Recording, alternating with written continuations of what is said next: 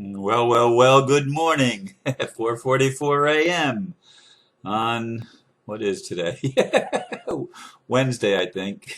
I sometimes lose track of time, and I don't know what day of the week it is even.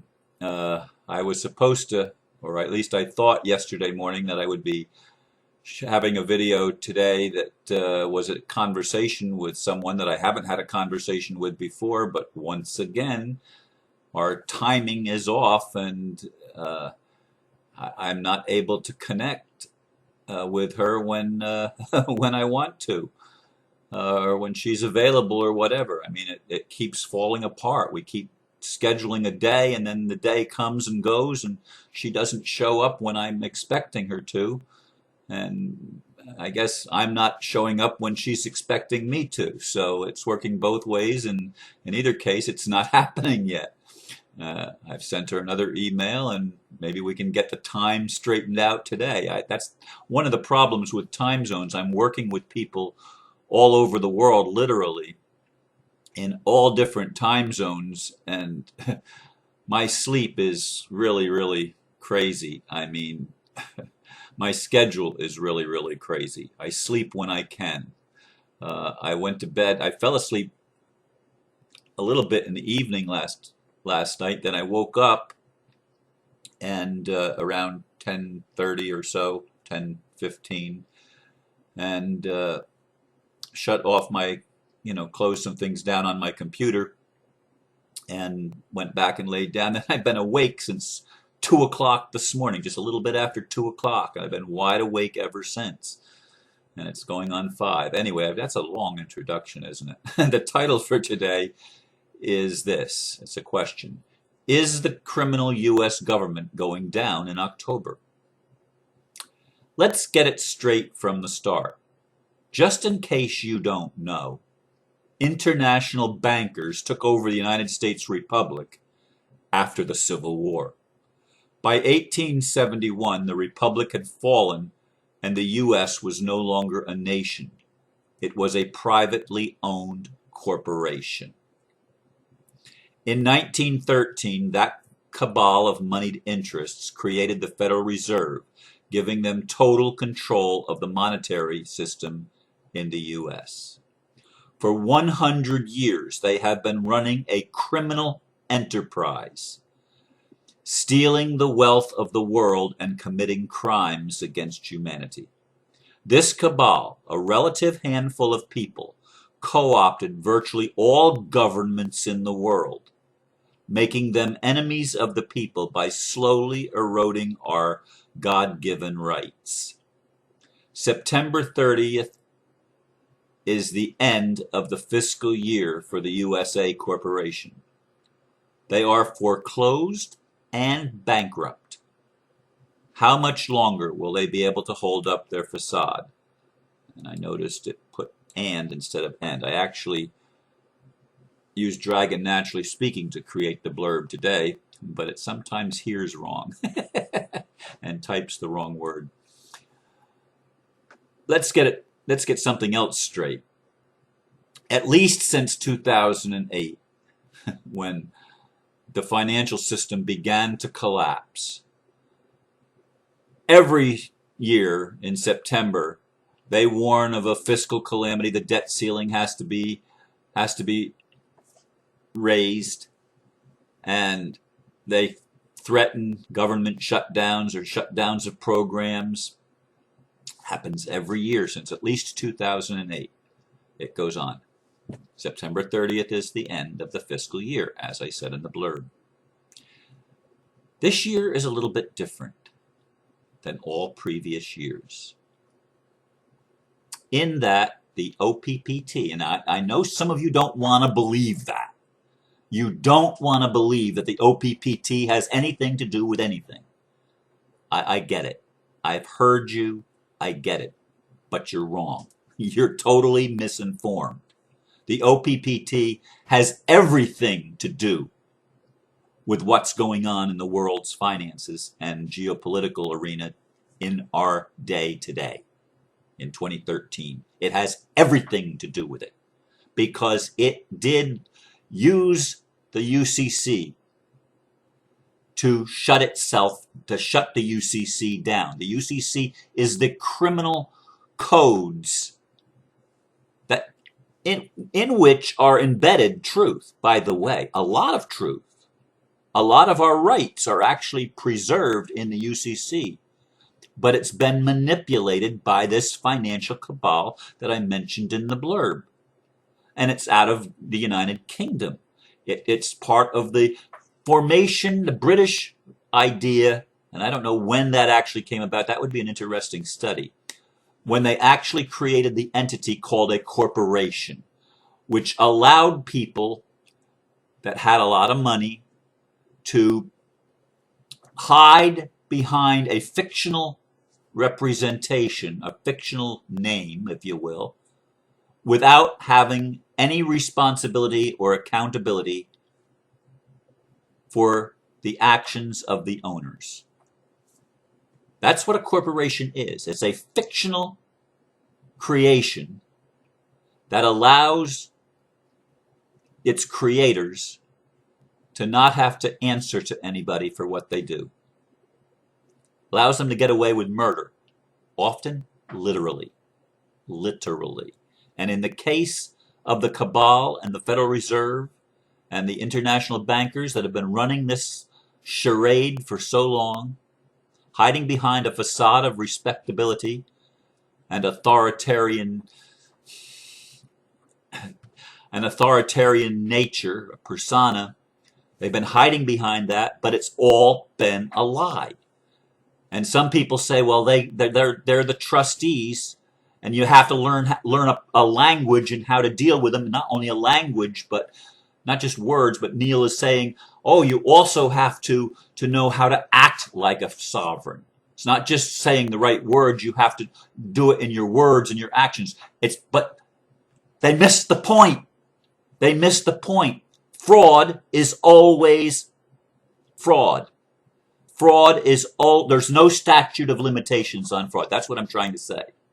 There is no statute of limitations.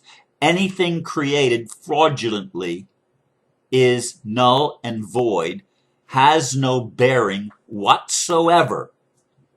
And you cannot justify, Neil and his group, it's not his group, he's just a group that he's learned. And I studied under that group, so I know a little bit about what they're saying. They're saying the admiralty system and our court system is actually a very gracious thing that has been given to us. It's perfect for the state of consciousness of humanity. Well, maybe perfect in the sense of the injustices that it does wake people up. But Neil goes on, and this group goes on to say, there's no criminality in what they're doing. I'm sorry, give me a break. They're killing people. They're stealing from people. They're abusing everything that's decent in humanity and causing more and more and more stress, and the stress causes frustration, and the frustration makes people commit acts because they think that's the only way they can survive. So it increases crime. It increases war. They literally create wars. The Civil War itself was created by these people trying to take over and bring an indebtedness to the North and the South. The same bankers from Europe were playing the Civil War game. They played the War of 1812 game to allow them to get lawyers and people that held titles of nobility into public office, because the 13th Amendment, which was ratified at the time in the early 19th century, did not allow attorneys to hold public office. All attorneys holding public office are doing so unlawfully according to the law of the Republic for the United States of America. That did not allow titles of nobility, period. Didn't allow it. You can't have a title conferred upon you or receive any emollient, which means payment, from any foreign power and hold office in the United States. That was what the 13th Amendment was. But everything, and I'm showing you how far back this stuff goes. Even the Revolutionary War, maybe Britain, maybe the United Kingdom didn't really lose. Maybe that was just another facade, another lie that we were told. Maybe they just went underground and started doing it more subtly through paid agents working within the Republic to undermine the Republic from the very beginning. In any case, by 1871, they incorporated the United States of America. It was no longer a country. And if you look at your countries, Australia, South Africa, almost all the countries in the world are actually incorporated entities under the Federal Reserve, under the United States of America Corporation, which is sort of like the top of the umbrella of all the corporations, because we are the terrorist nation of the world we're the world's policeman that goes to enforce the policies of this criminal cabal that want to take over all of the world and all of the rights. But Mr. Sino has stepped into the picture. The OPPT came first. Mr. Sino, for a long time, has been wanting to use the wealth that he has control over to enrich the people of the world, to bless the world. But he didn't have the mechanism. The OPPT provided Swiss Indo, if you will, the mechanism to take the world in a new direction.